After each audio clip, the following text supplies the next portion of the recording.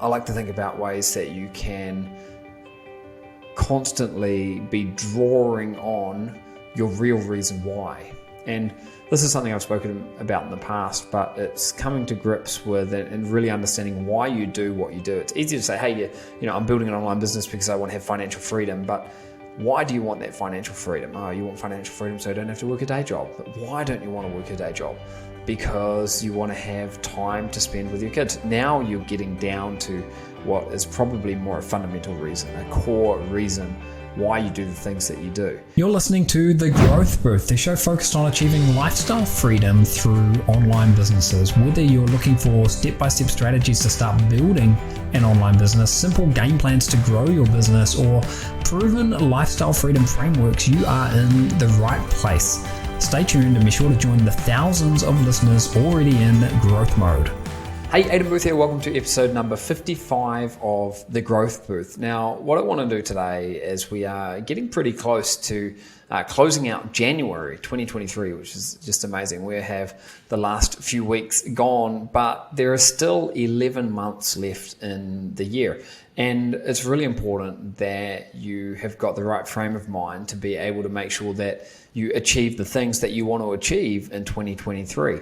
So to help you with that, I thought that I would provide a few ideas from my own experience. And these have been taken from the Mind Game, which is a course that I created, I guess, around about a year ago, where I shared a lot of information through 66 bite-sized lessons about how to put yourself in a position to be the best that you can be and to be a high achiever. So we're not going to go through the whole thing, obviously, but I did want to take a few lessons away from that and share them with you so that hopefully you can build upon where you're at right now and push forward to achieve greater things throughout the remainder of this year.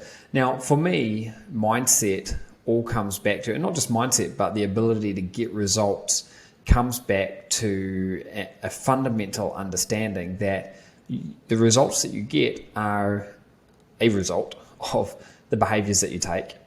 And the behaviors that you take or you make are a result of the thoughts that you have. So there's a direct flow-on effect from your thoughts to your behaviors to the results that you achieve in life. And I think that's absolutely fundamental to understand. And it's the first lesson that I want to leave with you here today. And we'll dive a lot deeper into this, but this is something that I have learned from taking massive action on a lot of different projects myself and having built out multiple very successful businesses. But it's a common trait that I've seen in all of the self-made multimillionaires and very successful people that I know. There's an understanding, whether it's conscious or just sort of happens subconsciously, but the highest achievers are aware that thoughts lead to behaviors and behaviors lead to your results. So when you start with this, I think it's important to think about what does finished look like. What is it that you are trying to achieve? If it's freedom, well, what does that mean? Is that waking up without an alarm clock? Specifically, what is that? Is it getting up and going for a walk along the beach in the morning? And where is that beach? Is it having a cup of coffee? Is it doing a couple of hours of some kind of a workout? Is it working throughout the day? What specifically are you trying to achieve? So for me, for example, I like to wake up in the morning. I like to go for a swim in my own pool in the complex that I live in.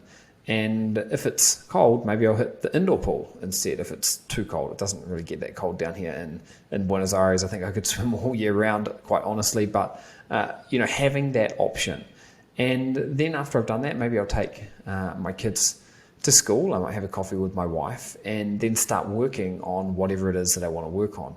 So if that's what finished looks like for me, then how do I get there? I get there by starting to think about the behaviors and the thoughts that come prior to this. So I've just spoken briefly about the result, the thing that you want to reach, and the piece that comes before that are the behaviors. So in order to have freedom, to wake up without an alarm clock, to go for a walk along the beach, you need to have a mostly automated income stream. And this is an example, by the way, because obviously there are lots of different ways to achieve what you want to achieve, and deliberately trying to give a if-then sort of example here. So in order to have freedom, then you need to have a mostly automated income stream. This is my personal example. And to get this, the way that I need to be is focused, dedicated, disciplined, action-orientated, strategic, and committed to doing the things I need to do. That's a reflection on different behaviors that can help me get the kind of results that I need to get to. If we go back one step further, because the behaviors don't just happen, the behaviors happen as a result of thoughts that you're having. So we can then say, in order to be focused, to be dedicated, to be disciplined, to be action-orientated, strategic, committed, and everything else, then you need to be thinking about achieving your vision every day and keeping it at the forefront of your mind so that you can consciously and subconsciously maximize your awareness and be mentally prepared to blast through any obstacles that may come your way. And there are lots of different things that you can do to get your conscious aligned with your subconscious and your mind working in 100% congruency with your body. And these are examples of the kind of things that we get into in the Mind Game program, which, as I mentioned, runs through 66 days. Drip feeding content. Actually, it's not drip fed, it's all there available on day one, but it's designed to be absorbed one piece of content at a time. So far we've spoken about sort of this underlying flow, if you like, of thoughts to behaviors to results. And I think the next big part of this that's worth thinking about when you're getting started and planning and really trying to hit the reset button on your mindset is visualization. So these are the things that you think about. These are the things that are your dreams, essentially. Now, there's a trivial sort of exercise that you can do to understand the power of visualization and having a very vivid vision in your mind. So what I want you to do is to close your eyes and think about the sensation of biting into a juicy lemon. Now, when you do that, you'll probably get physical reactions starting to happen in your body. I'm salivating just thinking about it without even visualizing it too much. But that's an example of the power of visualization and what it can trigger inside you.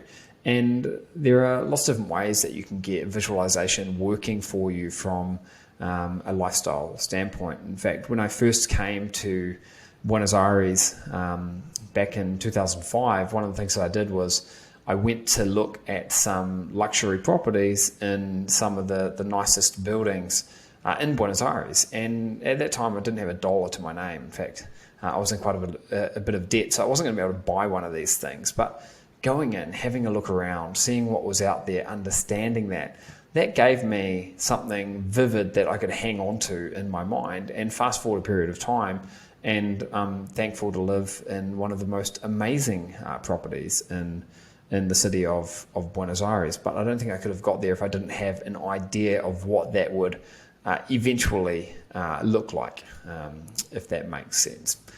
And I think it's also important for you to think about what's going to keep you going, what's going to keep you moving forward day after day after day. And a vision is part of that, but also I like to think about ways that you can constantly be drawing on your real reason why. And this is something I've spoken about in the past, but it's coming to grips with and really understanding why you do what you do. It's easy to say, hey, I'm building an online business because I want to have financial freedom, but why do you want that financial freedom? Oh, you want financial freedom so you don't have to work a day job. But why don't you want to work a day job? Because you want to have time to spend with your kids. Now you're getting down to what is probably more a fundamental reason, a core reason why you do the things that you do. And for me, my reasons why are my kids, my family, my friends and charities that I support, and everything else is kind of layered on top of that. But drilling right down to the reasons why, that's really for me what it comes down to. And again, everyone's different. There's no right or wrong answer to this. But the more in tune you are with why you're doing something, the easier you're going to find it to stay motivated. And I think that's something that's really important to be aware of. The next tip that I've got for you here today is just around the way that you write your goals or think about your objectives. So there's an acronym that I've been falling back to for well over a decade now, and it's the SMART goal system. So when you are defining your goals, I think this is a good one to use. So SMART stands for specific, measurable, attainable, relevant, and time-based. So for example, we could have something like on the 1st of January 2024, I will have built a lifestyle business that earns me $100,000 per month in profit that I can run on just 1 hour of work per day. So here we've got something that's time-based. I've got a firm date there. I've got something that's specific. I'm talking about $100,000 in profit per month. So it's specific. And by the way, that's also measurable because it's got a number there. It's attainable as well if you're using the right system. And again, you could change the numbers. It could be $10,000 per month. It needs to be something that you feel is attainable, and it's relevant to what I'm wanting to achieve. So that's the SMART goal system, and I like linking this up with a longer term goal, a mid-term goal, and a short-term goal. So I don't just have one of these things. I might go come back a little bit sooner. So if I want to get to $100,000 per month in January the 1st, 2024, then maybe in June the 1st, 2023, I would have some other specific goal. And the key here is that they align. And the way that I like to do this is by mapping out a 10-week plan and starting from 10 weeks, and actually not 10 weeks, but starting from 10 years or 15 years from now, what you want to be, where you want to be in your life. 5 years time from now, where do you want to be in your life? 1 year, what do you want that to look like? And then what do you need to do in the next 10 weeks to be able to move towards that? And 10 weeks, the thing that I like about it is it gives you 70 days. It doesn't matter, by the way, if it's 10 weeks or 12 weeks, it really doesn't matter. But the point is it gives you enough time to get some real progress happening, but not too much time that you flounder around and just don't do anything. There is a real urgency when you're working to a 10-week goal. So I like to build a 10-week plan, and it starts with identifying a goal and then coming up with a large list of tasks. And the tasks are things that need to be done in order to achieve whatever it is that you want to achieve. And I normally start out by writing a big list of tasks and then eliminating the ones that are not mission critical in order to actually achieve my results. And once I've done that, I then break it out into 10 weeks or 10 blocks. So in week 1, these are the first things I have to do. Once I've done them, I'm going to be able to do the things that are in week 2. Once I've done them, I can do the things that are in week 3. And if you do this well, then just by virtue of completing the tasks, whether you like it or not, you will start to get results that are aligned with what you ultimately want to achieve. So I think fitness is always a good one to look at here. Like if you've got a goal, an objective in 10 weeks time to lose whatever it is, 10 pounds or 5 kilos or something like that, and one of your tasks that you're going to be doing every week is 20 minutes of exercise a day, 3 or 4 days a week. If you're not doing anything right now and you start implementing that, then whether you like it or not, if you're marking those tasks off and you're getting them done, then you will be moving towards your objective. So I like to make sure the tasks are tangible and related to what I'm ultimately trying to achieve. And this allows you to sort of build out a critical path. And a critical path is something that you can come back to over and over again. And I like to visually build this out actually. And you can see where the different parts, different things that need to be done are sort of scheduled.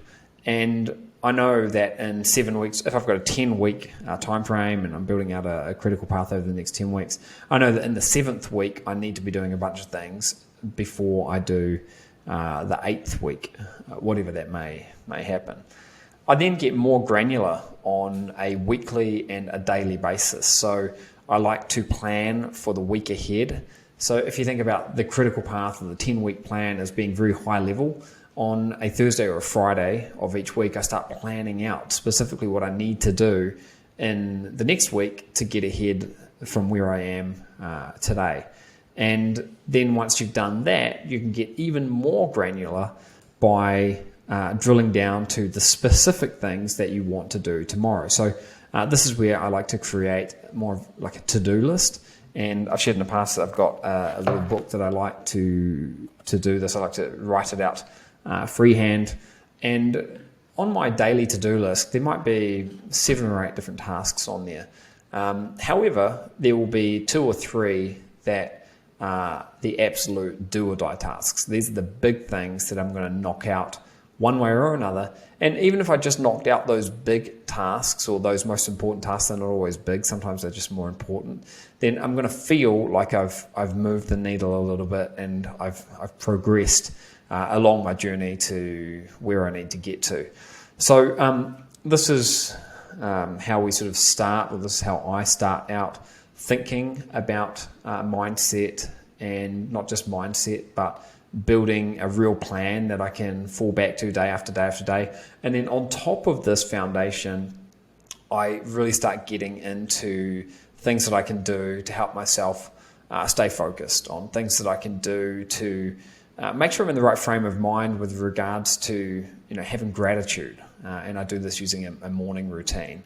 I make sure that I'm not constantly derailed by distractions, and there are things that you can do for this. And then I also make sure that I'm always improving on a day-to-day basis. And it's amazing how you can make kind of like a microscopic improvement day after day after day, and how this compounds on itself to make you so much better at what you're doing in the course of a period of time, like months or a year.